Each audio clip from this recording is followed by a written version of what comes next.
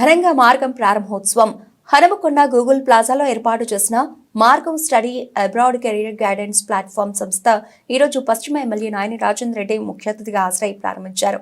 ఈ కార్యక్రమంలో ఈవి శ్రీనివాసరావు, బతిని శ్రీనివాస్ పాల్గొన్నారు.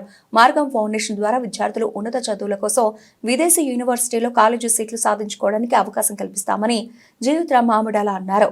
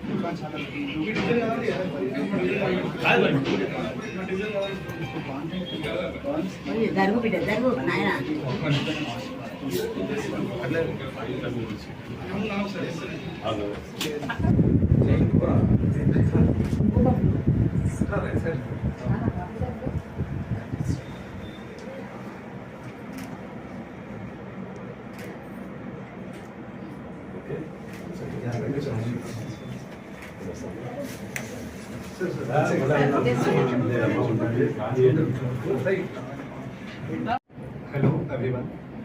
Margam through మేము రెండు థింగ్స్ చేద్దాం అనుకుంటున్నాం. Firstly the company name is మార్గం. మార్గం అంటే సాంస్క్రిట్లో ఏ వే ఫార్వర్డ్ అని అర్థం. That is path. చాలా మందికి పేరెంట్స్ వాచ్ చేస్తున్న అందరికీ my only question is 10 lakh students plus JEE mains రాస్తే ఎన్ని సీట్స్ ఉన్నాయి? జేఈ మెయిన్స్ ఐఐటి సీట్స్ ఎన్ని ఉన్నాయి? That is 17,000. I don't know ఎంతమంది పేరెంట్స్ కరెక్ట్ గెస్ చేశారో. అండ్ ఈ ర్యాట్ రేస్లో పిల్లలందరినీ వేసి ప్రతి ఒక్కరికి ఐఐటి సీట్ రావాలి అంటే ఎక్కడి నుంచి వస్తుంది? My mission is to tell parents that ఒక ఇంజనీరింగే కాదు, డాక్టరే కాదు, there are different career opportunities. హోలిస్టిక్గా కెరియర్ని చూడాలి. చాలా ఆపర్చునిటీస్ ఉన్నాయి. ఇంజనీరే కాదు ఇప్పుడు, లేకపోతే ఒక డాక్టర్ అయితేనే అది కెరియర్ కాదు. As a content creator people are making 10 lakhs plus per month. అట్లాంటి early stage career guidance with Margam మనం ఇవ్వాలనుకుంటున్నాం. క్లాసెస్ 8th నుంచి 12th వాళ్ళకు. అది పక్కన పెడితే college applications. I not want to call our self as a consultancy అసలు కాదు. College అప్లికేషన్స్లో directly మేము స్టూడెంట్ని కనెక్ట్ చేస్తాం. ఏ కంట్రీ అయినా కానీ అక్కడ ఉన్న మెంటర్ని కనెక్ట్ చేసి ఈ మెంటర్ నీకు will be your direct partner who will help you with your college applications, with your short listing, with everything. So ఇట్లా డైరెక్ట్లీ మెంటర్ని కనెక్ట్ చేసే ప్లాట్ఫామ్ అయితే మన ట్రై సిటీస్లో లేదు.